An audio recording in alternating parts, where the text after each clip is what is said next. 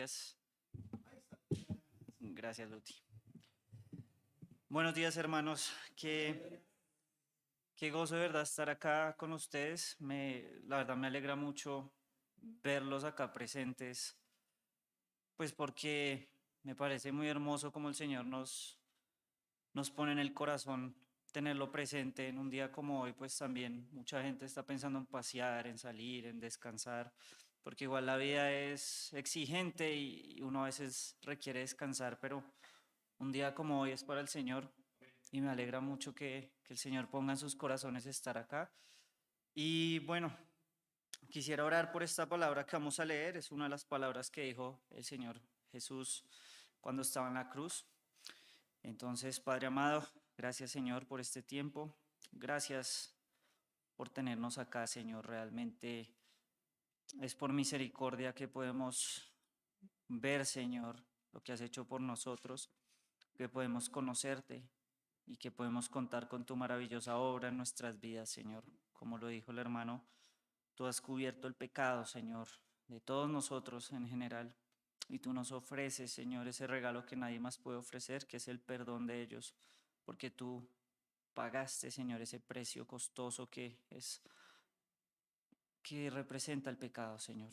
Padre amado, te pido nos guíes en este pequeño tiempo de meditación y que seas tú hablando a través de nosotros, o bueno, de mí. Gracias, Señor. En el nombre de mi Señor Jesús te lo pido. Amén. Bueno, hermanos, la idea es hacer una pequeña reflexión sobre Lucas 23:34. ¿No? Sí. Ay, te entendí que ese no era. Discúlpame. Yo quedé como, me confundí. Qué pena, hermanos. Qué pena, aquí me distrae. Vamos a leer Lucas 23, 34. De hecho, vamos a leer es el fragmento que el Señor Jesús dice, una de las palabras que dice que es, Padre, perdónalos porque no saben lo que hacen. Quisiera que hagamos un pequeño ejercicio y no tan a fondo porque la idea no es enfocarnos en nosotros, sino en lo grande que hizo el Señor. Y el pequeño ejercicio es pensar cuando alguien ha tenido una ofensa con nosotros. Les voy a dar un pequeño ejemplo. Que días iba pasando un semáforo en verde y un carro me tiró el carro encima y lo primero que uno hace es reaccionar, pues así sea un segundo con un pensamiento negativo, ¿cierto?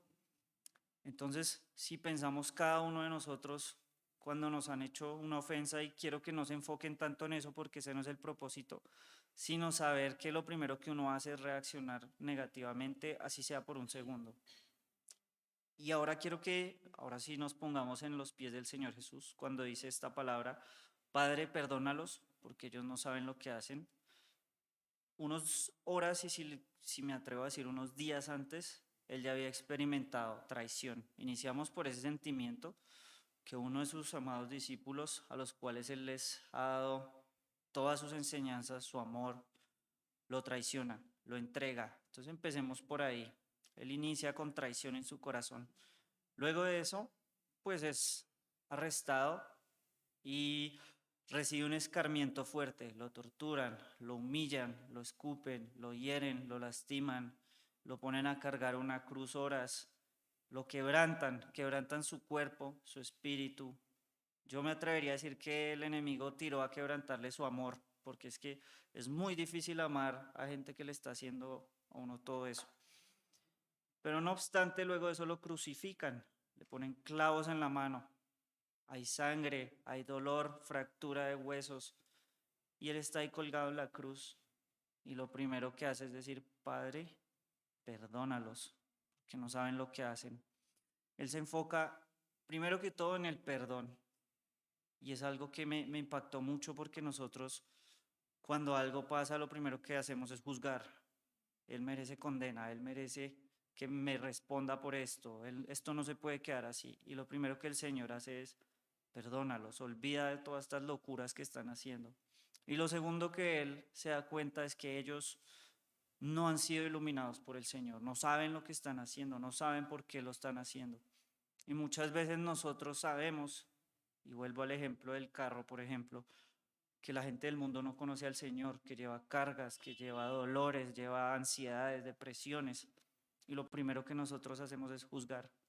Y el Señor nos está enseñando aquí que nosotros, que ya lo conocemos a Él, debemos actuar con amor y pedir perdón. Y esto me impacta mucho porque el Señor lo primero que hace es interceder ante el Padre y nos muestra ahí pues el propósito de la obra que Él hace, que es interceder por nuestro pecado. Y lo primero que hace es: Padre, perdónalos. Y Él entiende en su corazón que no es pues conscientemente, es más por esa consecuencia que el pecado ha sembrado en nuestros corazones y que los hace duros, como lo dice Romanos. Me gustaría que leamos rápidamente un versículo muy pequeño, que es Romanos 5:8. Si quieren, acompáñenme ahí rápidamente.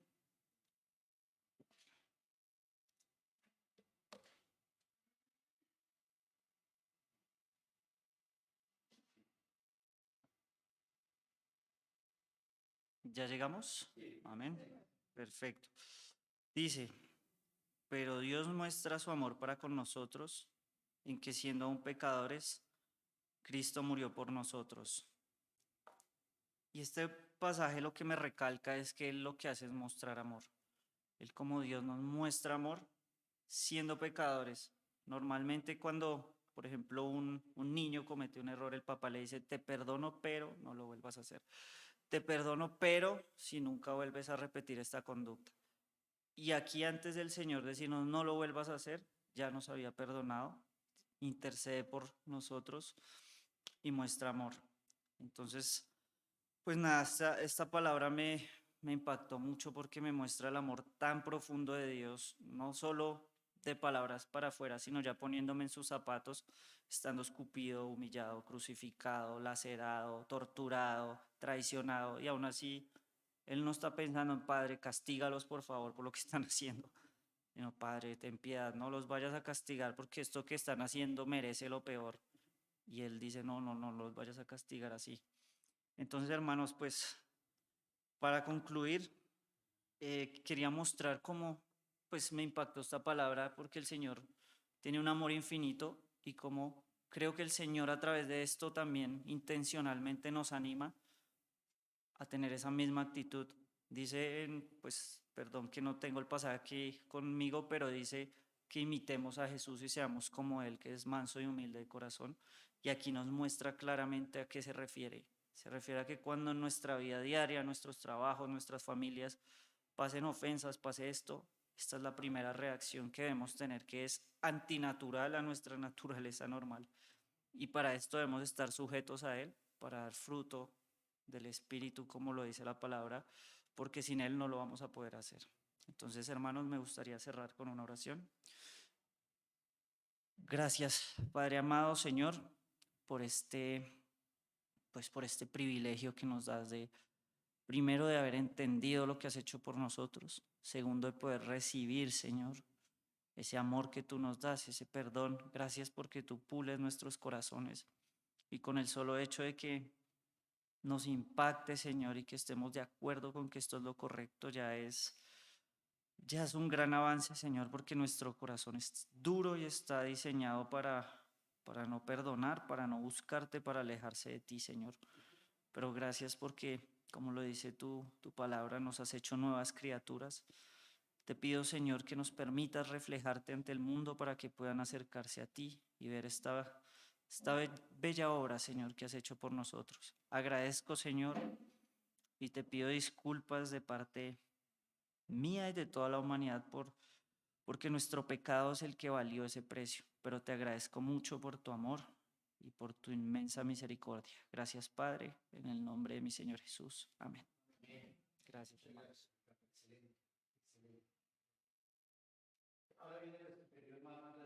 No importa si no vamos a San Andrés, si no vamos a las Maldivas, si tal vez no tenemos la cuenta en un banco suizo o en un banco de Panamá, pero el Señor ya satisfizo nuestra necesidad.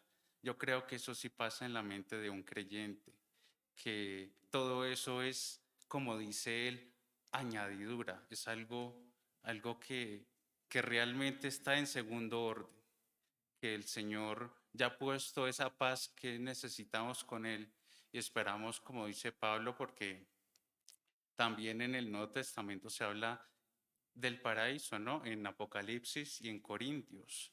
En Corintios habla Pablo de que él tuvo, bueno, lo dice en tercera persona, dice, vio a un hombre, seguramente, y se entiende según los estudiosos, y tal vez nosotros mismos entendemos que él es quien fue llevado al tercer cielo, ¿no? Y ahí tuvo él esa certeza para luego en Filipenses 1:23 decir, ahora estoy en un dilema, porque no sé si quedarme acá, pero yo tengo la certeza de que estar con Cristo es mucho mejor. O sea que ese paraíso, ya está abierta la puerta a ese paraíso, ¿no? Ese lugar de comunión con Cristo. El Señor Jesús es esa puerta de entrada al paraíso nuevamente, a estar plenamente satisfechos con Él. Y nosotros esperamos también, el Señor se comunica con nosotros, pero esperamos oír su voz nuevamente, estar en comunión con Él nuevamente. En Apocalipsis dice que cuando el Señor venga por sus santos, Él estará con ellos en todo momento. Se volverá a esa comunión que esperamos, ¿no? Todos los creyentes, estar cara a cara con el Señor. Y pues esa es nuestra gran esperanza. Caminamos realmente para estar nuevamente en ese lugar de las delicias, que nuestro lugar, que ese lugar de las delicias sea estar con el Señor Jesús y como lo dice el Salmo 23, ¿no? En pastos verdes, ¿no? Y en lugares de descanso. Que ese sea nuestro deseo. Vamos a orar para que el Señor nos permita entender eso en nuestra vida. Padre Celestial, gracias te damos hoy, Señor, porque tu palabra nos habla con tanta profundidad, Señor, y a pesar de nuestras limitaciones, tú usas, Señor, a cualquiera de tus santos para llevar ese mensaje de ánimo. Gracias, mi Señor, porque en medio de tantas tradiciones hoy en el mundo se habla del Señor Jesús. Así sean los católicos, así sean los ortodoxos, Señor, así sea en el Medio Oriente y donde sea, que se proclame el nombre del Señor Jesús para arrepentimiento, Señor, para que abran la Biblia, Señor, para que tu Espíritu Santo los instruya, Señor.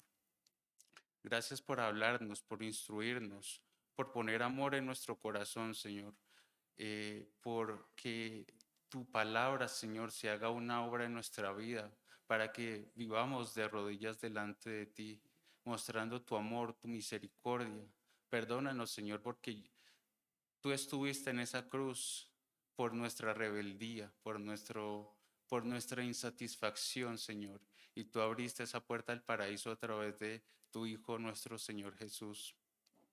Hoy proclamamos tu nombre, Señor, y entendemos que debemos seguir haciéndolo para que llegue la salvación a muchas personas, para que sean abiertos sus ojos, para que vean la luz en Cristo Jesús, para que nosotros vivamos cada día convencidos y perseverantes de lo que hemos aprendido, como dice tu palabra, Señor, que llevemos en nuestra vida ese testimonio, que nuestra vida también sea la misma Biblia reflejada en obras, en hechos, Señor. Gracias por instruirnos a diario, Señor. Te damos gracias en nombre de nuestro Rey, siempre orando en el Santo Espíritu. Amén. Ahora viene nuestro querido hermano Eliseo Valo con la tercera palabra de la cruz. Bienvenido, Eliseo.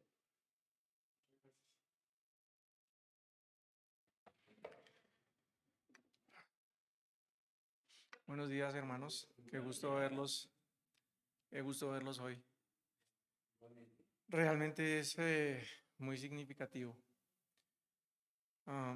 Quiero que me acompañen a orar y ponemos en manos del Señor este precioso tiempo.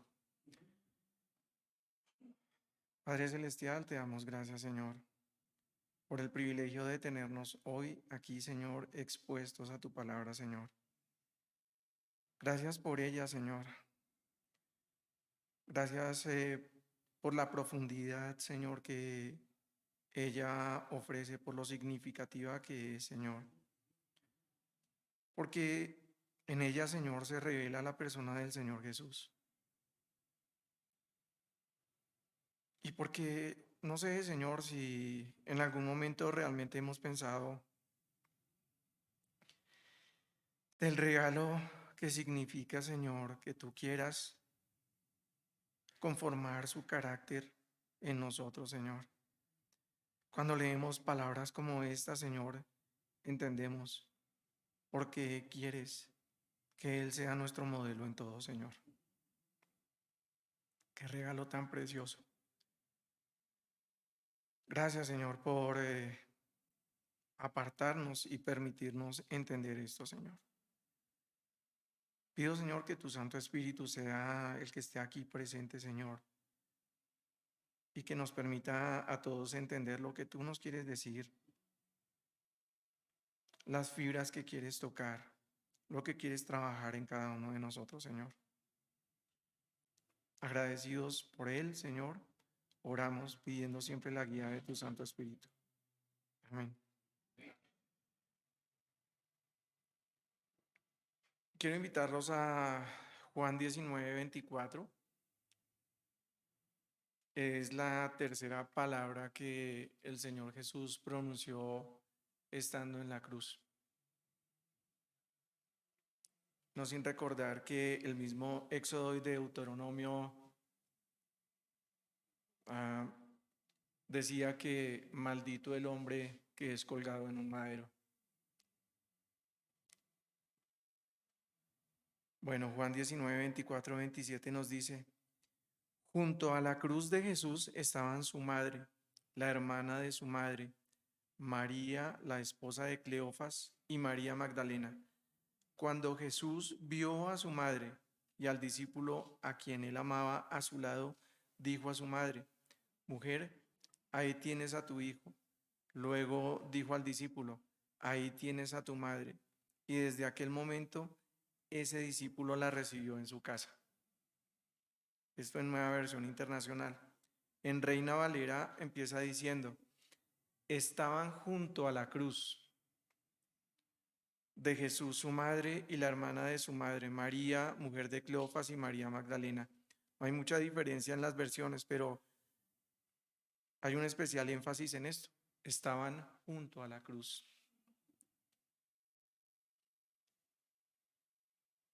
Y siguiendo: y al discípulo a quien amaba, que estaba presente, dijo a su madre: mujer, he ahí a tu hijo. Después dijo al discípulo: he ahí a tu madre. Y desde aquella hora el discípulo la recibió en su casa. Entonces vemos varios aspectos realmente profundos de la persona del Señor Jesús en estas palabras. Uno, la ternura de Jesús en medio de semejante momento. Siendo completamente hombre, estaba atravesando por un dolor indecible. Su cuerpo completamente destruido, lacerado, humillado en su espíritu. Sin embargo, tuvo la ternura de fijarse en su madre, el amor, esa dulzura de fijarse en su madre. No estaba absorbido por su dolor, no olvidó tampoco en ningún momento sus deberes humanos y manifestó una perfecta compasión filial por su madre. La santidad verdadera nunca anula la sensibilidad humana. Es una frase de Charles Spurgeon. El segundo aspecto es el cumplimiento de la ley hasta su último momento de vida. En la ley judía era un deber proteger a las viudas. Su madre era viuda. Y él tuvo la sensibilidad de dejar ese mensaje del cumplimiento de la ley, de la obediencia. Y dejó ese encargo a su discípulo más amado.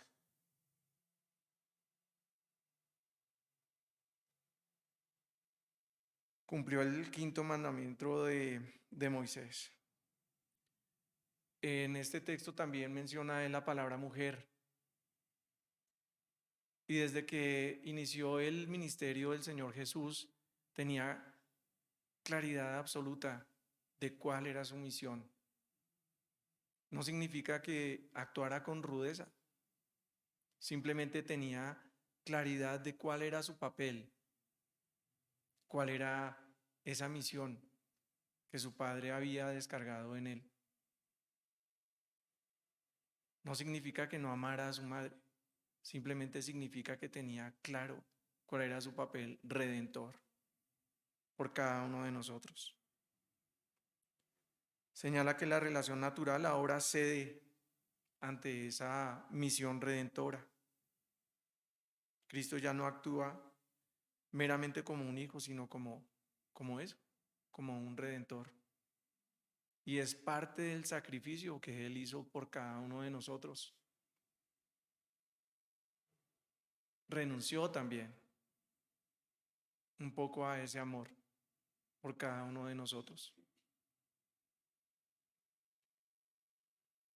El discípulo amado como modelo de creyente fiel.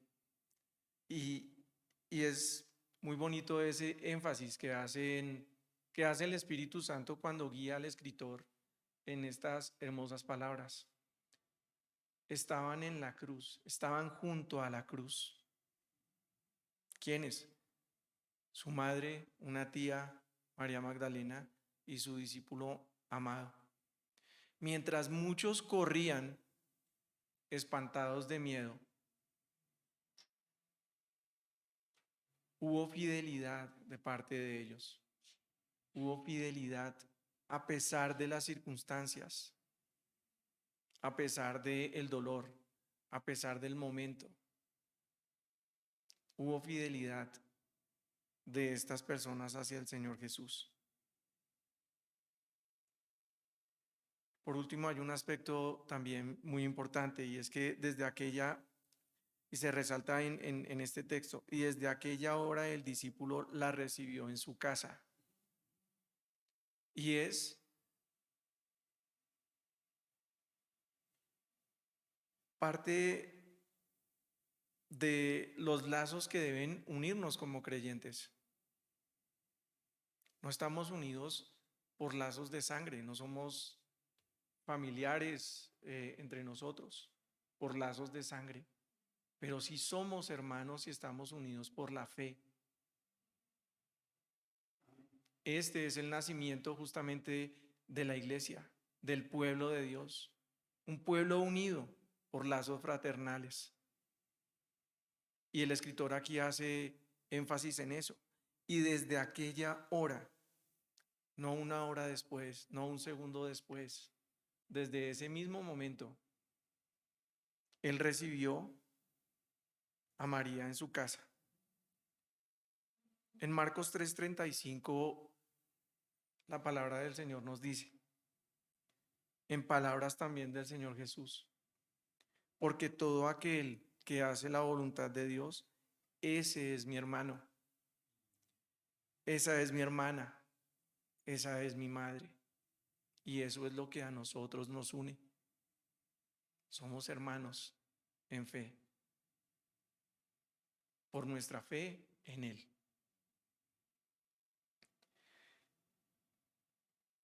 Quiero dejarles simplemente con un par de preguntas, una pequeña aplicación de esta reflexión sencilla, y es, ¿qué tan cerca estamos de la cruz? ¿El Señor nos alcanza a ver para dispensarnos su amor, su gracia, para encomendarnos tareas? ¿Qué tan cerca estamos de esa cruz? Así como estaba tan cerca su discípulo amado que le dejó esa hermosa tarea. ¿Qué tan cerca estamos de esa cruz? ¿Huimos del Señor cuando hay sufrimiento o por el contrario buscamos refugio en Él?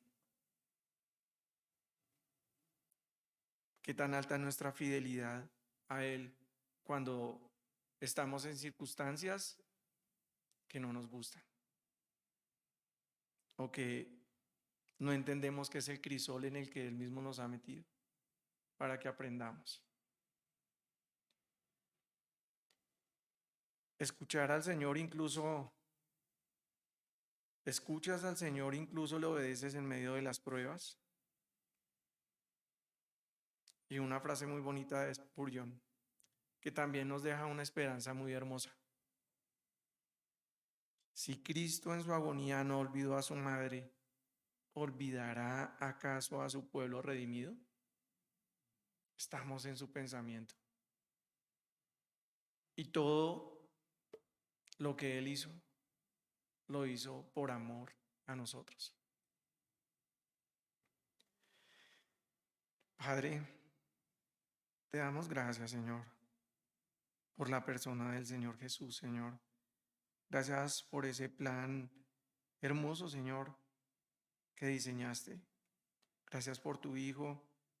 Gracias por tu Espíritu Santo, Señor, que nos permite entender esta verdad, Señor, que nos toca profundamente.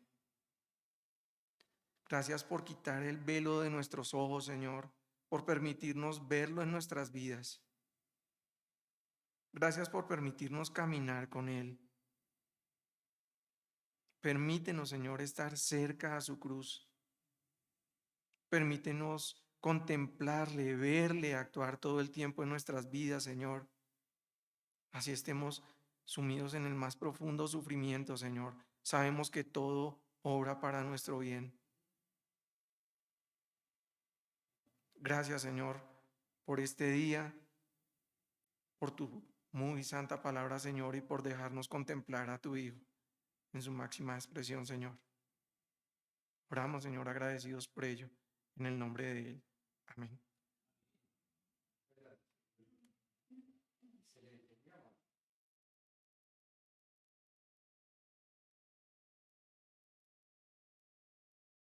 Preguntaba al hermano Andrés cuando veníamos, ¿tiene reflexión? Yo no, hermano, menos mal le dije que no, porque la reflexión que dio sobre el paraíso realmente es algo que hay veces nosotros pasamos por alto la realidad de que el Evangelio de Cristo restaura todo aquello que perdimos en ese paraíso.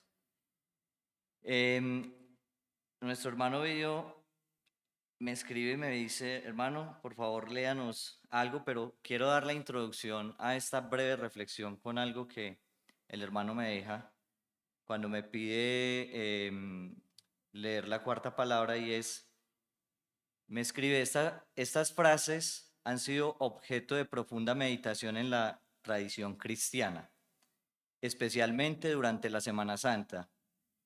Cada una refleja un aspecto distinto: perdón, promesa, entrega, sufrimiento humano, cumplimiento de la misión y confianza absoluta en Dios. Yo quiero añadir misericordia. Quiero, antes de ir al pasaje que corresponde leer para luego orar y reflexionar también, que me acompañen en Hebreos capítulo 1. Hebreos capítulo 1. El autor de Hebreos nos dice lo siguiente: Dios, capítulo 1, versículo 1, Dios, que muchas veces y de varias maneras habló a nuestros antepasados en otras épocas por medio de los profetas, en estos días finales nos ha hablado por medio de su Hijo. Yo creo, hermanos, que esto es la cúspide de la revelación del Evangelio. El autor de Hebreos dice que Dios habló a los hombres por medio de los profetas, pero que en ese momento había hablado por medio de su Hijo. Quiero que antes de empezar oremos. Amado Dios, damos gracias de nuevo por tanta misericordia, Señor, por el Evangelio, por el cual, Señor, conocemos la misericordia, la bondad, la grandeza, y podemos volver, Señor, a encontrar aquella gloria que fuimos perdiendo y que tenemos la promesa, Señor, que estaremos de frente y podremos de nuevo contemplar su grandeza, Dios. Pedimos que bendiga este tiempo, Señor, y esta reflexión en el nombre de nuestro Señor Jesucristo. Amén. Todos aquí somos de confianza, ya nos conocemos. Algunos quizás están siendo impactados por el Evangelio. Algunos quizás están dudando. Muchos lo hemos hecho. En lo personal yo he dudado del Evangelio. Yo he dudado de la bondad de Dios. He dudado de la gracia de Dios. Desafortunadamente somos humanos. Desafortunadamente en ocasiones nos sentimos desamparados, nos sentimos abandonados. Y la palabra que nos trae hoy, o por la cual estamos en este momento, en Mateo capítulo 27, el versículo 45 dice: desde el mediodía y hasta la media tarde, toda la tierra quedó en oscuridad. Como a las 3 de la tarde, Jesús gritó con fuerza: Elí, Elí, lama sabactani, que significa: Dios mío, ¿por qué me has desamparado? El año pasado tuvimos la oportunidad de ver este mismo pasaje y en la explicación veíamos que básicamente lo que Jesús decía no es que Dios haya abandonado a Cristo y que hubiese quedado en la cruz. Era un clamor que realmente entendía lo que nosotros no hemos entendido, y es que estamos siendo destituidos de la gloria de Dios. Veíamos Romanos capítulo 3, 23. ¿Cómo podíamos entender que el ser humano día a día está siendo alejado de aquello que conoció en el Edén? Hermanos, el Evangelio nos trae esperanza. El año pasado fue una reflexión un poco larga. Este año es la conclusión. Nos alejamos de Cristo, nos alejamos de Dios. No porque Dios no se haya dado a conocer, porque todos en este lugar en algún momento hemos escuchado el Evangelio. Todos en este lugar, como lo decía al principio, hemos dudado. Todos en este lugar, si es primera vez, alguno de ustedes, no lo sé, Dios está orando. Hermanos, cuando yo vivo cerca del cementerio del Apogeo, venía caminando para tomar el Transmilenio y venía mirando y miré hacia el lado izquierdo y se ve todo ese paraíso. Es muy bonito, ¿no? Se ve adornado de flores, las personas visitan. Y yo decía, me preguntaba, el Espíritu Santo me guiaba a pensar: ¿vamos a ser olvidados algún día? ¿Algún día vamos a estar allá?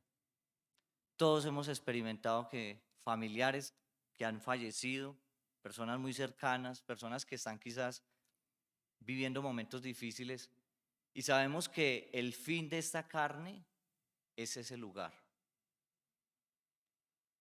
Pero también pensaba en lo que hablábamos el año pasado. Dios, por medio del Evangelio, nos restaura aquella gloria que estamos perdiendo día a día. Hermanos, ya para terminar, Dios no nos ha abandonado. Entiendo, porque lo he sufrido también. Cristo lo sufrió y lo vivió en carne propia, el sufrimiento, el abandono. Lo comentaba el hermano, lo escupieron, lo azotaron. Vivió no solamente la reflexión de lo que es ser un ser humano, sino que entregó lo único que al ser humano le daba la oportunidad de acercarse de nuevo a Dios. Hermanos, el Evangelio es la única esperanza que nosotros tenemos. Es lo único que nosotros tenemos. No importa la situación que usted esté viviendo en este momento, si está en abundancia, en escasez, en lo que esté, hermano. Si está sufriendo por una decepción, problemas, lo que haya. Hermanos, el Evangelio. Cristo no nos ha desamparado. Cristo dijo: yo no los dejaré solos. Él envió al Espíritu Santo. Y el Espíritu Santo en esta mañana nos llama. Si es hermano que ya somos creyentes, que dudamos o que estamos en plena comunión con Cristo y su Evangelio. Si es así, démosle gracias. Si no, hermanos, es gracia. No lo merecemos. Él lo hizo posible porque quiso. Es gratuito, no es como cuando vamos al supermercado y nos regalan la muestra para la salsa o para... Eso no es gratis, hermano. Cuando hablamos de algo gratuito fue algo que sin haber hecho ningún mérito por aquello, Dios lo hizo posible. Independientemente de lo que usted esté pensando y de las luchas que esté teniendo, hermanos, Dios, recuérdelo, Dios no nos ha desamparado. Cristo lo vivió, entiende que es estar siendo separado de la gloria de Dios, pero recuerden, hermanos, que con el Evangelio, Cristo muriendo, entregando su vida por nosotros, Dios restaura aquello que ya perdimos, pero ha prometido que nos dará, y es tener una comunión eterna con Él por medio de su Hijo. Vamos a orar. Amado Dios, damos gracias de nuevo, Señor, por lo único que puede, en medio de la locura que se vive hoy en día en un mundo que no le conoce, egoísmo, traición, guerras, sufrimiento, dolor, enfermedad, quizás abundancia, y por eso nos alejamos más. En medio de cualquier cosa, Dios, damos gracias porque Dios no estamos desamparados. Gracias por Cristo, gracias por la cruz, gracias por la oportunidad del perdón, porque cada día es nuevo, sus misericordias se renuevan cada mañana, Señor. Gracias. No tenemos cómo agradecer, Dios. Lo expresamos con nuestros labios, Señor, pero hay veces ni lo entendemos, pero entendemos, Dios, que eso se trata, es gracia, es el Evangelio, es Cristo, es el Espíritu Santo, Dios. Ponemos en sus manos este resto de mañana, Señor, si hay alguna persona que ha vivido, Señor, estas luchas, rogamos, Dios, que entienda que el Evangelio, aun si tenemos a Cristo, es necesario para permanecer en fe, para crecer y para vivir una vida llena de gozo. Dios, y si hay alguien que independientemente y está en este lugar y no ha entendido, Señor, a pesar de que le llamemos hermano, no importa, Señor, oramos por él también, porque eso es gracia, esto es misericordia y hace parte de tanta misericordia, Señor. Pedimos también por esta persona. Pero ante todo, Señor, perdón, porque hay veces olvidamos que estamos siendo separados de su gloria y que lo único que nos puede llevar de nuevo a disfrutar de la grandeza de su poder es la obra de Cristo. Ponemos en sus manos, Señor, este resto de mañana, en el precioso y bello nombre de nuestro Señor Jesús. Amén. Gracias.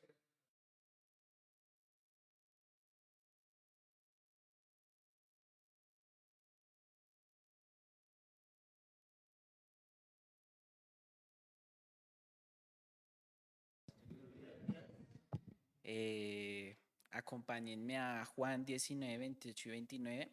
Yo lo voy a leer en Nueva Traducción Viviente. Jesús sabía que su misión ya había terminado y para cumplir las escrituras dijo: tengo sed. Había allí una vasija de vino agrio, así que mojaron una esponja en el vino, la pusieron en una rama de hisopo y la acercaron a los labios de Jesús. Hermanos, en la cruz, como en ningún otro lugar, podemos ver el amor de nuestro Señor, el amor de Dios. Su gran amor tiene ese clímax en la cruz. Un amor rechazado por los hombres, porque cuando nació no le dieron ninguna posada, y cuando murió no le dieron ni un solo vaso de agua. Antes de ser crucificado no tomó vino para reducir un poco su dolor, porque el Señor quería tomar por completo la ira de Dios, ni un poquito menos, por su amor por mí y por usted. Pero ahora el Señor muestra su sed en la cruz como un victorioso guerrero después de la batalla. Una batalla difícil, cruenta, pero amorosa contra el pecado, contra la muerte y contra el infierno. Y después de haber peleado esta batalla como un guerrero, como un soldado, al que se le ha acabado su adrenalina y puede sentir sus dolencias, el Señor nos mira y dice, tengo sed. Flagelado, permítame divagar un poco, pero dudo mucho que los romanos desinfectaran los clavos que usaban. Unos clavos infectados en su piel, el dolor de sus músculos, tendones rasgados, provocando en él una gran fiebre que hacían que su boca fuera un horno y proclamar con el salmo, mi lengua se ha pegado a mi paladar. Esta es la sed de nuestro Señor, además de la sed que sentía por la muerte. Una sed humana, pero también una sed divina y amorosa. Todo su ministerio en esta tierra habla de la sed de Dios. Pues Jesús dijo, mi alimento es hacer la voluntad de mi Padre. Esta era su gran sed por usted y por mí. Una sed que lo llevó hasta allá, hasta la cruz. Una sed que lo hizo sentir una sed tan atormentosa para que ni usted ni yo sentamos sed en el infierno. Acabamos de leer que se despojó de todo. Siendo igual a Dios, no consideró el ser igual a Dios como algo a que aferrarse, sino que se rebajó y tomó forma de siervo, igual a nosotros. Y siendo hombre, se humilló y fue obediente hasta la muerte y muerte de cruz. En la cruz vemos una unión perfecta entre su humanidad y su divinidad. Su sed por salvarlo, a usted y a mí. Una sed tan hermosa que le hizo cargar el sufrimiento de la sed de la cruz, porque como acabamos de leer, su misión ya se había cumplido. Usted, yo, somos su misión. Su meta, su corona, somos nosotros. Y tal fue su amor que lo hizo pasar esta misión con gran valor. Ahora el Señor lo mira a usted y me mira a mí y dice, tengo sed de tener comunión contigo. Tengo sed de estar más cerca de ti de lo que ya estás. Tengo sed de ti. Podemos verlos cuando oró y dijo, Padre, quiero que los que me diste estén conmigo donde yo estoy y vean la gloria que me diste. También nos hizo a nuestro Señor decir, vengan a mí ustedes, a quienes mi Padre ha bendecido, reciban su herencia, el reino preparado para ustedes desde la creación del mundo. Esta es la sed de nuestro Señor. Y no tiene sed de nosotros porque podamos hacer algo mínimamente bueno por Él. Tiene sed de hacer todo lo que es bueno para con nosotros. Porque si pensamos en nuestras mejores obras, nuestros mejores pensamientos, en nuestro ayuno más consagrado, ¿acaso no ha sido avinagrado? ¿No ha sido amargado por el orgullo de decir qué buen cristianito soy? Por el pecado que hemos cometido y le ofrecemos este vinagre al Señor. Pero estoy seguro que como una vez convirtió el agua al vino, el Señor convierte este vinagre en agua y devuelve una mirada sonriente y dice gracias. ¿Esto no mueve algo en nosotros? ¿No nos mueve a tener sed de Él, consagrarnos a Él, vivir para Él, una sed inagotable de su ser inagotable, una sed de querer conocerlo más y tener más y más comunión con Él? Poder cantar y decir con el salmista, como el siervo anhela las corrientes de las aguas, así te anhelo a ti, oh Dios. Tengo sed de Dios, del Dios viviente. ¿Cuándo podré ir a estar delante de ti? Oh Dios, tú eres mi Dios, de todo corazón te busco, mi alma tiene sed de ti, todo mi cuerpo te anhela, en esta tierra reseca y agotada donde no hay agua. Quisiera contarles un pequeño fragmento de la Madre Teresa de Calcuta. La Madre Teresa de Calcuta escuchó algo a lo que la Iglesia Católica llamó el llamado dentro del llamado. Ella dice haber escuchado en su corazón decir a Jesús, tengo sed. Luego, inmediatamente abandonó toda su vida cómoda como principal maestra en un convento. Vendió hasta su ropa para poder ir y dedicarse por completo al pobre y al necesitado en Calcuta. Pero después ella dijo, por sangre y origen soy albanesa. Por mi vocación como monja pertenezco al mundo entero. Pero mi corazón pertenece por completo a Jesús. La Biblia nos enseña que estamos juntamente con Él crucificados. Y asimismo debemos tener una sed por los que no le conocen, por los que no han escuchado su evangelio, por los que aún no han tenido comunión con Cristo. Pero no debemos creer, hermanos, que los sedientos están en una taberna oscura. Los sedientos de Jesús no están moribundos en un campo de guerra al que no podemos llegar. Los sedientos de Jesús están en tu casa, en tu trabajo, en la iglesia. Cristo también habla en la boca del hermano necesitado y te dice, tengo sed. Hermano, escucha hoy a Cristo decirte, tengo sed. Tengo sed de ti, de poder tener más comunión contigo. Escucha, amigo invitado de hoy, al Señor decir que tiene sed de tu alma y que no tenga sed en el infierno. Hermano, también escucha al otro hermano que en la necesidad te dice, tengo sed, y poder ayudar. Acompáñenme a orar. Gracias, Señor, por un día más de vida. Gracias por tu amor tan inmenso en la cruz. Gracias por todo lo bello que haces, Señor. Gracias porque simples palabras humanas no pueden describir tu amor, Señor. Gracias por esa hora tan inmensa y maravillosa. Ruego porque seas tú siendo glorificada en nuestras vidas y que podamos ayudar a nuestros hermanos, llevar tu mensaje a todos los que lo necesitan y poder amarte más, Señor. En el nombre del Señor Jesucristo. Amén y amén.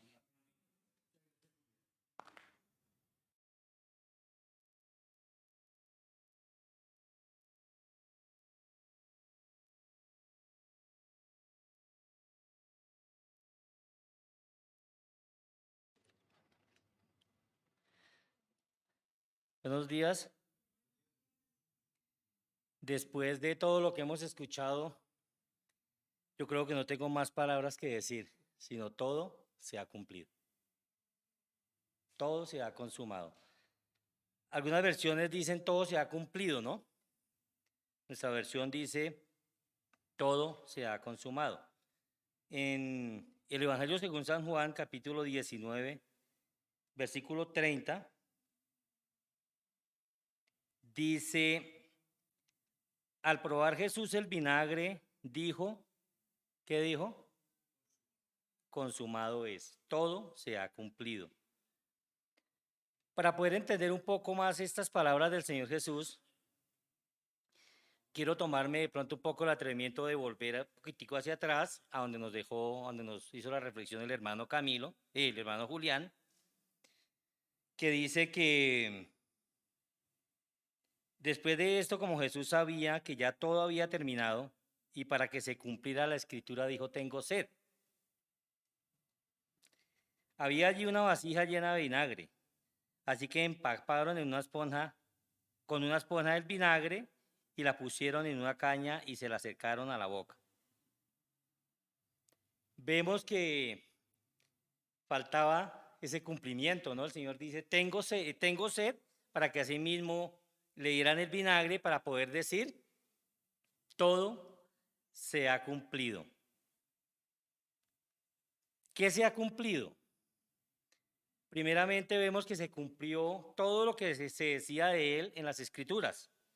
Toda la profecía desde el Antiguo Testamento, desde Génesis 3:15, empezó este proceso, por decirlo de alguna manera, de salvación de la humanidad.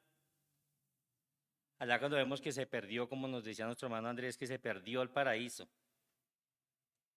Él vino a realizar una obra. ¿Cuál obra? La obra salvadora. Vino a cumplir completamente todo lo que se decía de él en el Antiguo Testamento.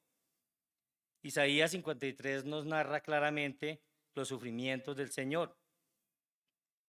Todo eso se cumplió. El Salmo 69, 21 también nos dice, muchos años antes de la crucifixión del Señor, que le dieron a beber vinagre. Se cumplió ese salmo.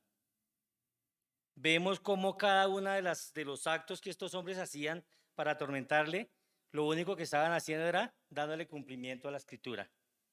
Todo. Yo pensaba hace un rato, esta mañana, cuando estaba meditando un poco acerca de este pasaje, ¿cómo es que resultó esa vasija con vinagre ahí a los pies de la cruz? Tal vez alguien la trajo, ¿cierto?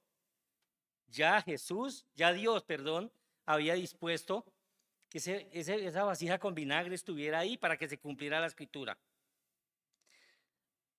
En uno de los pasajes de uno de los pequeños profetas, por decirlo de alguna manera, de los profetas menores, no sé si es Habacuc, que el Señor dice a través de este profeta: estoy a punto de realizar una obra que aunque ustedes la vean no la creerán.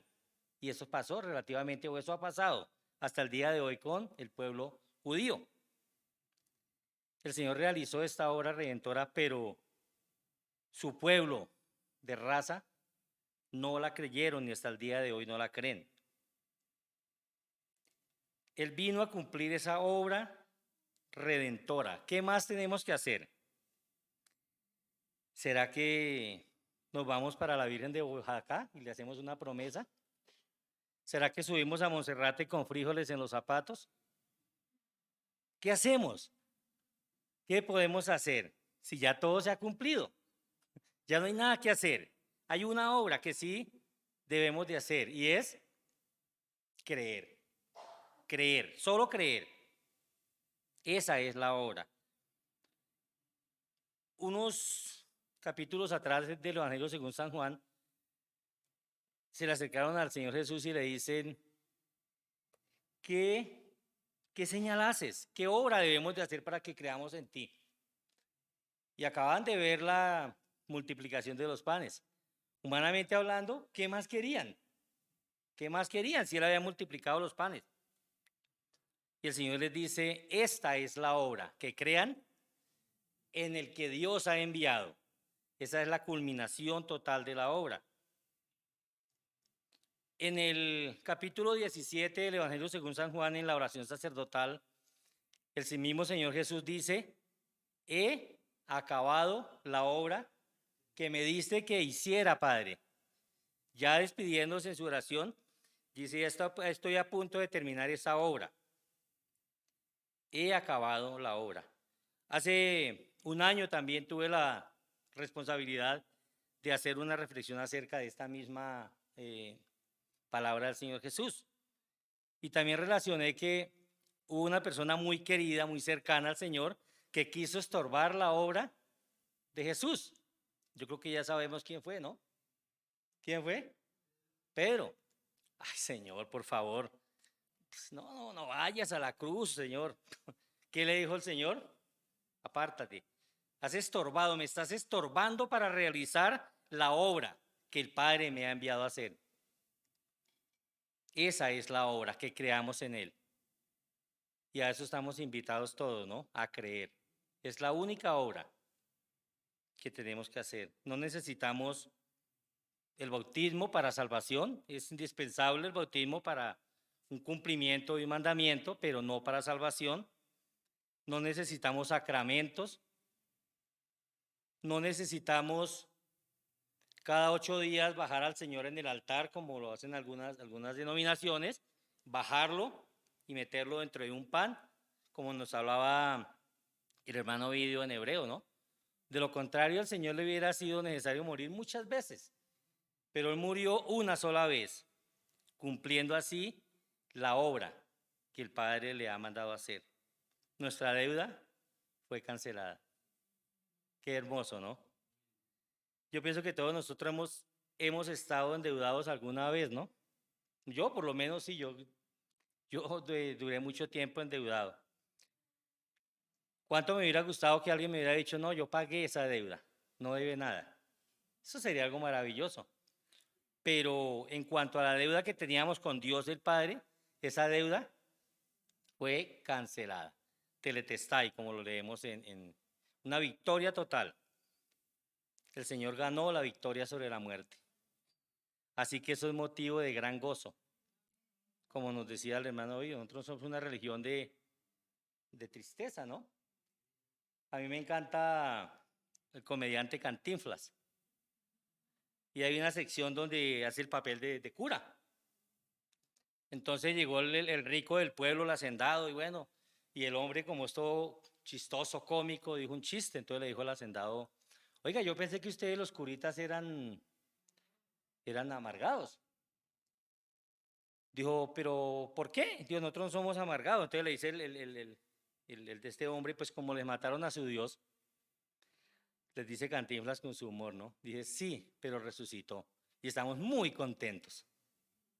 Si lo dice un hombre como él, así lo podemos decir nosotros. Estamos muy contentos porque Cristo nos rescató. Amén.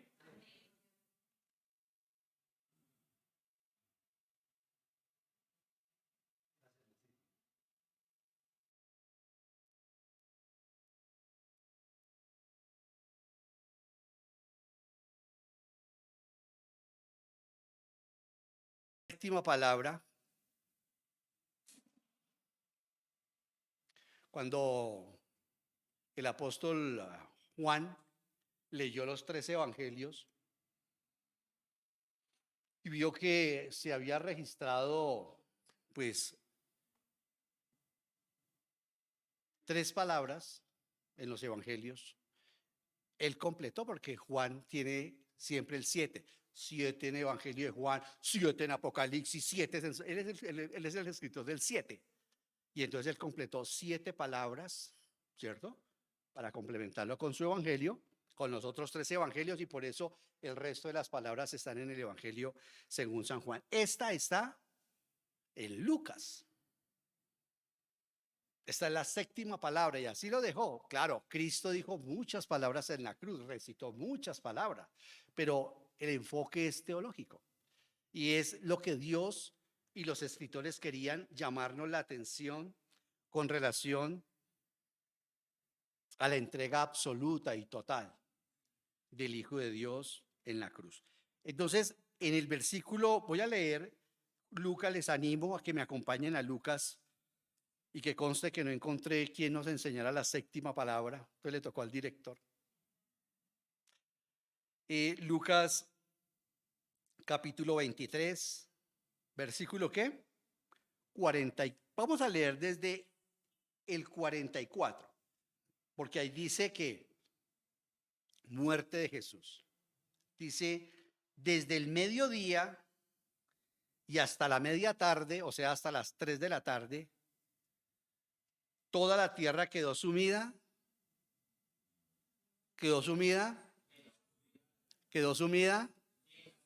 porque va a ser presencia del Padre Celestial. Él va a bajar al Calvario. Y cada vez que la primera persona de la Trinidad hace su aparición en la Biblia, hay tinieblas, trompetas que suenan, ruido, y siempre hay mucha tiniebla. Salomón por eso ora y dice, tú has prometido que vivirás en tinieblas.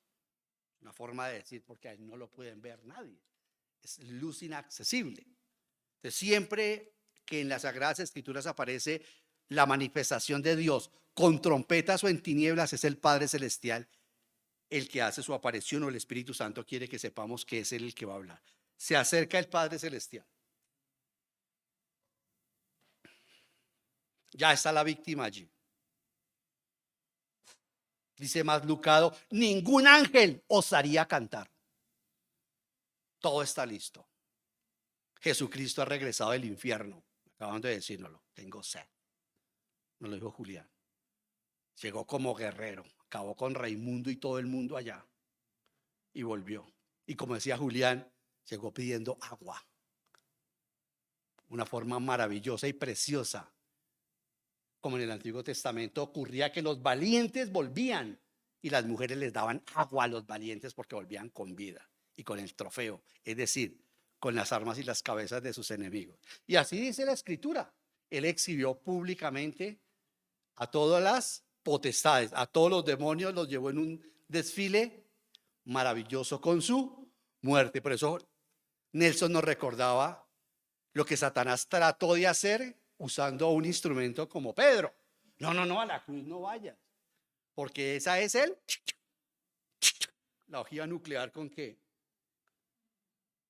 acabaron con Satanás. La cruz es el arma con que Dios mató a Satanás, digámoslo así. ¿Están entendiendo el sentido metafórico, hermanos? Bueno, entonces están los tres actores. La carta a los Hebreos dice que el Espíritu Santo usa la palabra es la espada. La Biblia es la espada del Espíritu. Y se levanta la mano en el Gólgota, tipificando a Abraham en Moriah. ¿Dónde está el Cordero? Está en la cruz. Nadie había hecho gritar a Jesucristo, a excepción de Mel Gibson en sus películas de Hollywood. Cristo está lleno de vida, de vigor, y ahora va a ocurrir algo aquí maravilloso. Le va a dar permiso a la muerte. Atención a la caja. Le va a dar permiso a la muerte para que lo toque. Y el Espíritu Santo, esto es una simbología, el Espíritu Santo toma la palabra según Hebreos, levanta el puñal, se la pasa al Padre y el Cordero es sacrificado. Todas esas sombras y esos símbolos del Antiguo Testamento se hacen allí claros, evidentes. Necesitamos la eternidad para poder entender lo que en esas tinieblas ocurrieron, porque fueron tinieblas. Dice el centurión que casi que las tinieblas se podían tocar. Estaba enlutado. No entenderemos qué pasó allí, cuál fue esa transacción. No olvides, en Cristo no hay persona humana, pero sí naturaleza humana. Y el Hijo de Dios va a morir. Sin derechos, como lo hemos leído, sin defensa, y viene el Padre Celestial. Es al único a donde el Padre Celestial. Bueno, también el Padre Celestial asiste a los funerales de los pajaritos.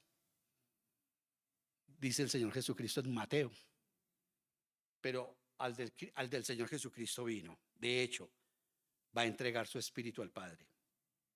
Y dice: toda la tierra quedó sumida en obscuridad, pues el sol se ocultó.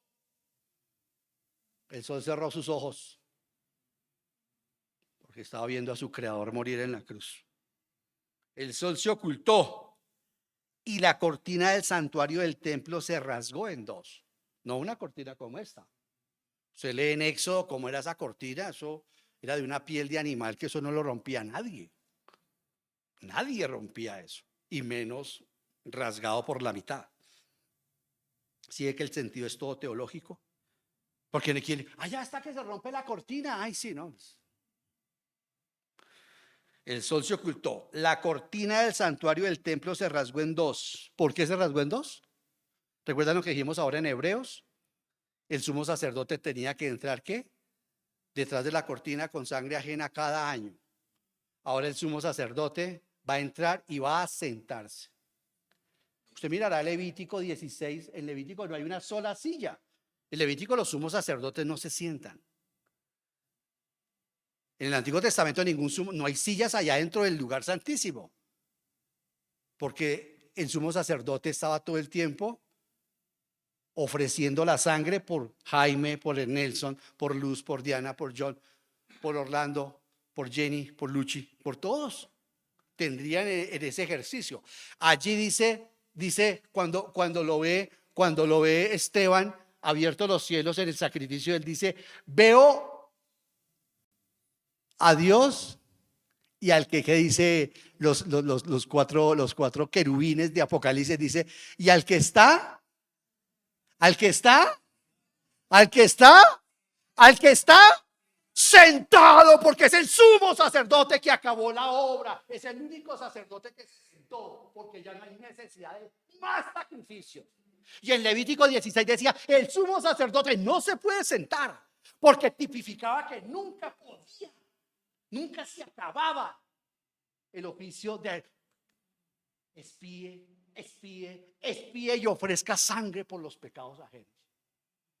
En Cristo el sumo sacerdote dice, ¿con quién peleo que solo muñecos veo?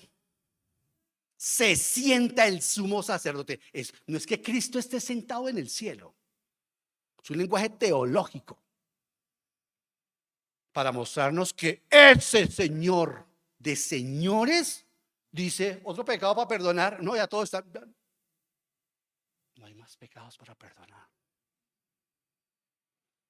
Ay, hermana, hermano, oro que usted entienda el próximo año esto. Por eso está sentado. Y a la diestra, no quiere decir a la diestra en sentido de manos, porque Dios el Padre no tiene manos. En ese contexto cultural, quiere decir el poder, que se sentaba a la derecha, que tenía el poder, la capacidad, el elegido. Era muy simbólico, es una cultura bastante simbólica. Por eso decimos que el evangelio fue metido entre una cultura, la cultura judía, para poderlo expresar así a través de todos esos símbolos y toda esa parafernaria muy bonita, pero finalmente eran sombras a las que muchos judíos, a los que muchos cristianos quieren hoy volver. Por eso es que nos dimos a la tarea de estudiar Gálatas, porque eso simplemente eran tipos. Están sombras. El bautismo, ayer hablando con las mormonas, no es que el bautismo es el bautismo que puede limpiar el bautismo. Ellas se miraban entre las dos y miraban a luz como diciendo, ayúdanos. Pero no, ayúdanos, no. Que limpia el bautismo, el bautismo en agua que limpia. ¿Cómo es que el himno que cantamos, Luchi? Nunca tu mancha podrás limpiar sino en la sangre del buen Jesús. En ella sí la podrán limpiar. Hoy sin cesar fluye de la cruz. Nunca tu mancha de pecado podrás limpiar, sino en la sangre del buen Jesús. Si del pecado cansado estás, ven, gracia ofrece tu Salvador. El bautismo era simplemente un símbolo de bañarse por fuera, de lo que hace el Espíritu Santo cuando entra en nosotros y nos baña por dentro. Por eso Juan el Bautista dice, yo los bautizo a la verdad con H2O, ¿sí o no? Con agua. Pero viene uno que los bautiza ¿con qué? Con el verdadero sentido del bautismo. Porque sin ese bautismo sí no somos salvos.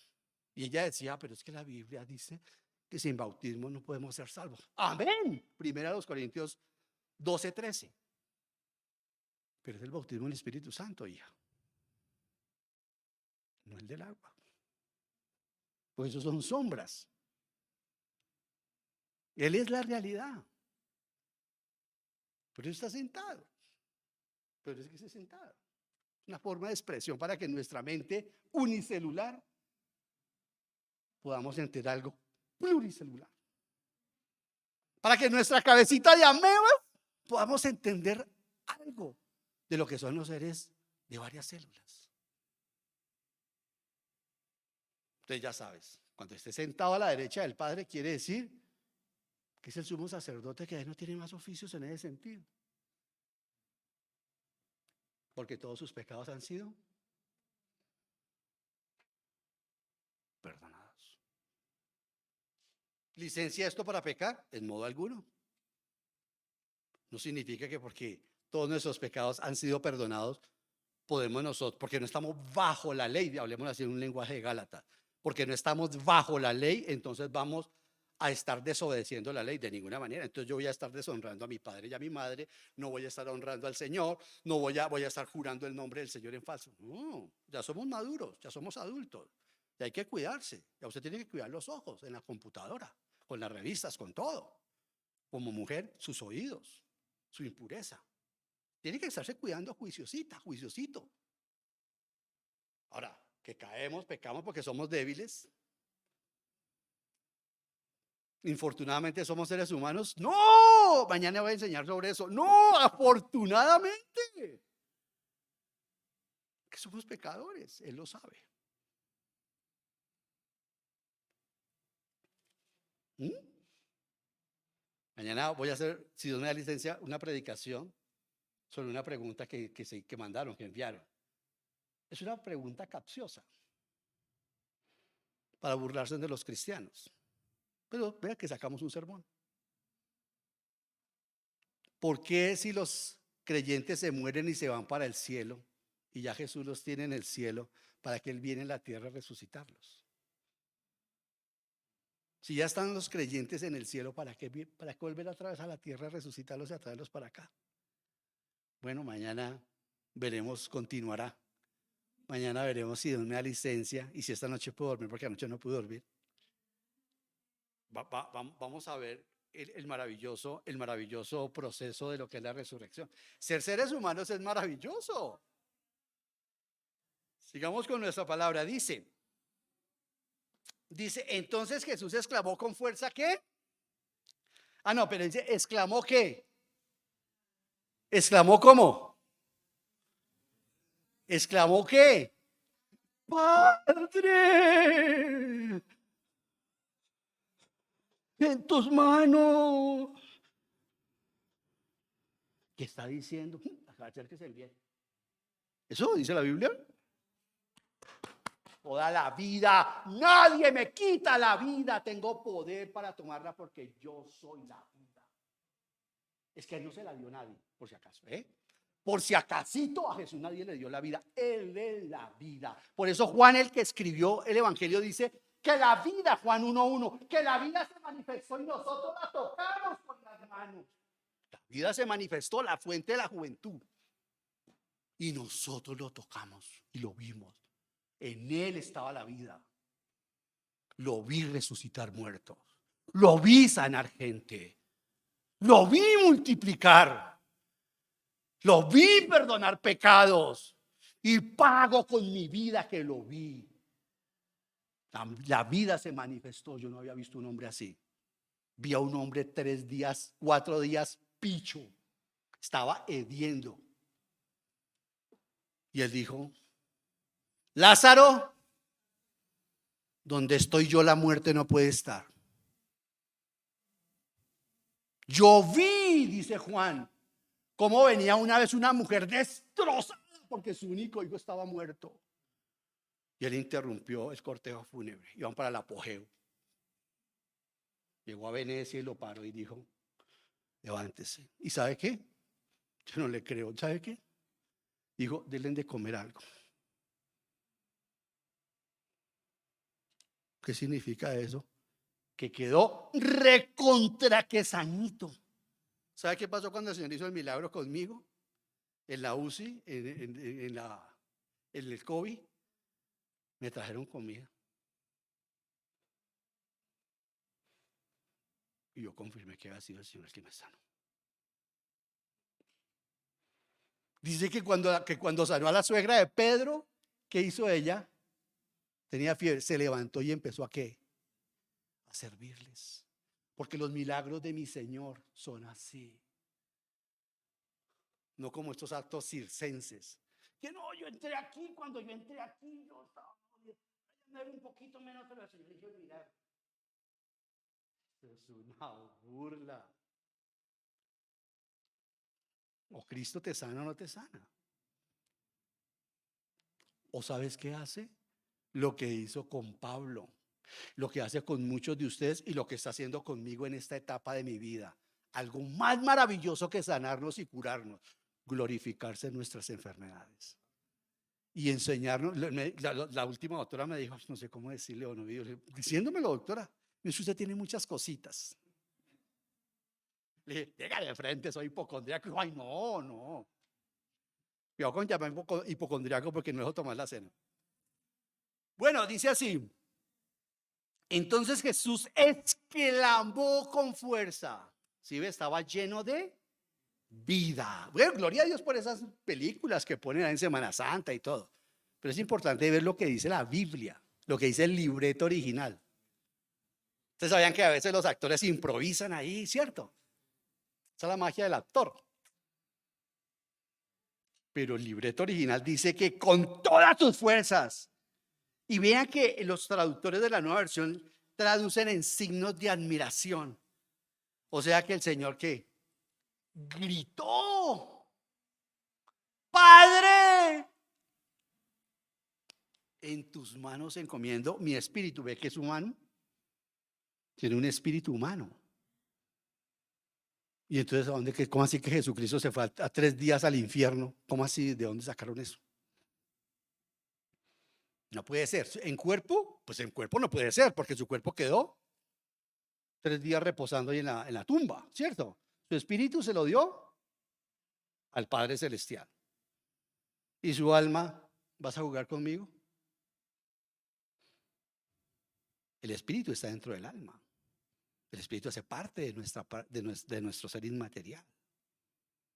Espíritu, alma, cuerpo, emociones, pensamientos, sentimientos, todo eso es nuestra parte inmaterial. De hecho, esa es la persona complementada con la humana, la que existe.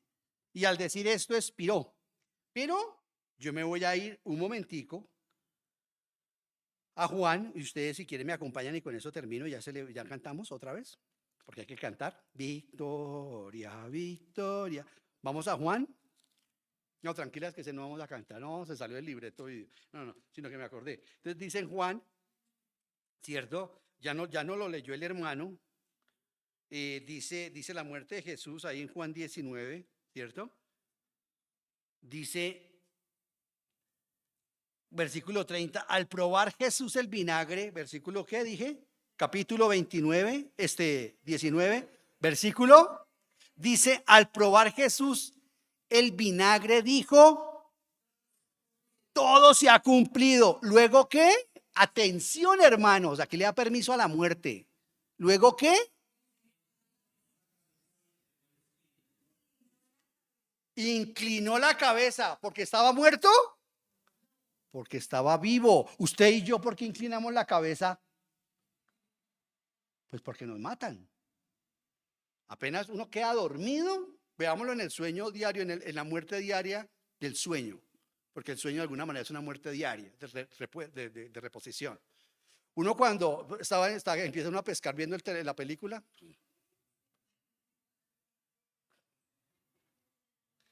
y luego el sueño finalmente le hace doblar el cuello a uno. Pero no es que uno duele el cuello, porque si uno supiera, pues uno no quedaría así doblado. Cuando uno se despierta, ¿está con qué?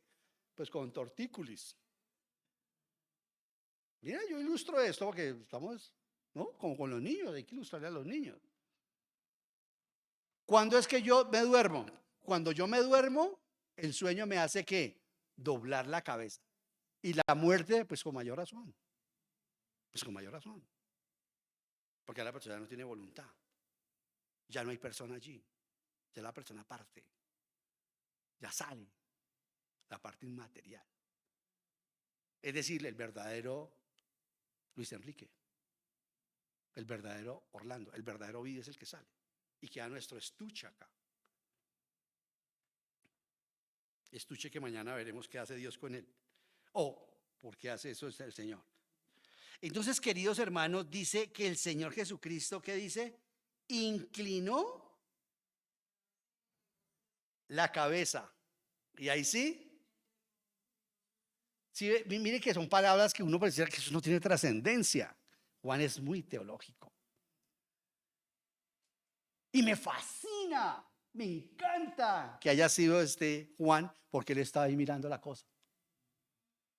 Estaba al lado de María, ¿sabe que lo miraba? ¿Se murió? No. ¿Ya se murió? No. ¿Sí se murió? No. Y en ese momento siente una lanza Juan, que los echan a un lado. ¿Qué van a hacer? Y lo atraviesan con una lanza y dobla la mano. Es un tiro de gracia. porque había que matarlo, cerciorarse que estaba muerto. Tiro de gracia, van a darle al Señor. Es del tiro de gracia, era con una lanza, eso era una cosa que tenía una horqueta así, entraba de punta, pero tenía la horqueta acá. La metían, la doblaban, y dice Juan, cuando lo sacaron, agua y sangre salió. Es decir, en el sueño de la muerte de Cristo nació la iglesia. En su costado, así como con Adán y Eva, en el sueño de Adán, de su costado, salió la blanquita. Porque era blanquita, ¿no es que era una costilla, un hueso? ¿O usted también cree lo de los mormones, que los negros fueron porque hubo una guerra allá en el cielo? Es doloroso escuchar eso, es terrible, sexista, racista. Pues la blanquita, le sacaron la blanquita a su negrito. ¿O de qué color era Adán? Rubio, ojiazul como yo. Los ojiazules, y con todo respeto, se están destiñendo. Pues Adán era el color de la tierra, dice Moisés. Cogió tierra, y yo no veo tierra que sea, y cogió con su blanquita. De ahí salimos todos.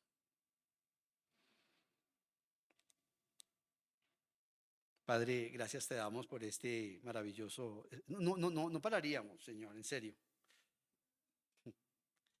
Gracias porque estar ante un momento tan sagrado como el que las Sagradas Escrituras nos muestran acá. Uno que más dice, Señor, sino gracias. Si era necesario que el mundo se oscureciera por tu aparición, Padre. Gracias porque esto nos muestra que tú, Señor Jesucristo, moriste confiado, no desesperado. Tú no dijiste, todo está perdido. Tú dijiste, en tus manos encomiendo. Gracias por esa verdad profunda, Señor. Gracias porque como víctima en la cruz nos enseña tu palabra en tu propia voz, que fue voluntario. Que tú moriste no aferrándote a la vida, sino descansando en el Padre. Gracias por esa transformación que entendemos cuando llegamos a la cruz también. Gracias porque entendemos que no es una tragedia, sino que es una entrega confiada a la cruz, Señor, a ti. Gracias porque nos recuerdas con esto lo que Pablo, tu siervo, nos enseña en Gálatas 2:20, que contigo podemos estar crucificados si queremos, Señor. Gracias, Señor Jesús, porque tú entregaste tu espíritu, no te lo arrebataron, la muerte no te lo arrebató. Gracias, Señor, porque dice que después de esto tú expiraste. Gracias por esa decisión, gracias por ser tan hombre, tan valiente. Gracias por subir con paso firme el Gólgota. Gracias por siempre demostrarme esa habilidad que me demandas a mí, Señor. Gracias porque esto me conecta contigo como persona, como ser humano. Gracias porque tú dijiste que nadie te quitaba la vida, sino que tú mismo la ponías por mí. Gracias, Señor, porque ahora que estamos en este tiempo de la cena, estamos recordando esto, que esto no fue un accidente, sino un sacrificio voluntario por nosotros. Gracias, Señor, porque nos mostraste cómo morir y también nos enseñaste cómo vivir. Estamos tan aferrados a este mundo, a las cosas temporales, y no porque querramos desarrollar una visión morbosa de una vida enferma y de que no disfrutemos las cosas acá, no, sino que también es a veces doloroso ver cómo nos aferramos mucho a lo temporal. Gracias porque estas no fueron las palabras finales de la Biblia, ni las palabras finales tuyas, sino que tú me invitas a decir, Padre, en tus manos encomiendo esta prueba, en tus manos encomiendo este dolor, en tus manos encomiendo esta incertidumbre. Señor Jesucristo, la cruz no solamente nos ha salvado, sino que nos ha enseñado a confiar en ti. Gracias, Padre Celestial, por ayudarnos a participar del pan y del vino. Hoy que huele tan delicioso este vino, que se levanta ese aroma, que recordamos lo que tú, Señor Jesucristo, hiciste por nosotros. Qué paradoja, Señor. Nosotros tratando de evitar el olor a vino, y tú quieres, Señor, que cuando sintamos ese maravilloso buqué de la vid, recordemos no el olor de tu sangre, sino que eso nos traiga el recuerdo de la entrega de tu vida. Gracias por recordarnos cómo moriste, con confianza, con entrega, con seguridad en el Padre. Señor, se nos antoja una pregunta inevitable con esto. ¿Podemos nosotros decir esto? ¿Podemos decir nosotros lo mismo? Ah, Señor, cuántas personas yo vi que no te conocían y sin embargo tuvieron tanto valor para entregar sus vidas. Y a veces como cristianos, Señor, nos espantamos. Otra vez Satanás con la sombra nos asusta. Porque tu palabra dice que Satanás le han quitado, que tú le quitaste las llaves de la muerte, que ya no las tiene, que todas las llaves las tienes tú. Y él viene y se acerca a los cristianos, fingiendo que todavía tiene las llaves. Señor, es su sombra la que nos asusta porque ya está vencido. Hermanos queridos, antes de tomar esta cena, antes de tomar la cena del Señor, yo quiero que hagamos una entrega, ahí con sus ojitos cerrados, una entrega consciente, que hagamos una entrega de tus cargas, de nuestras cargas, de nuestras enfermedades. Bástate mi gracia, dice el Señor. Y que confiadamente le digas: Padre, Padre mío, en tus manos encomiendo mi espíritu. En tus manos encomiendo este problema. En tus manos encomiendo esta relación que se acaba. En tus manos encomiendo esa vida de mi familiar que está terminando. O esa relación que está acabando. O esta enfermedad que me va a acompañar hasta el último de mis días. Padre, en tus manos encomiendo esto.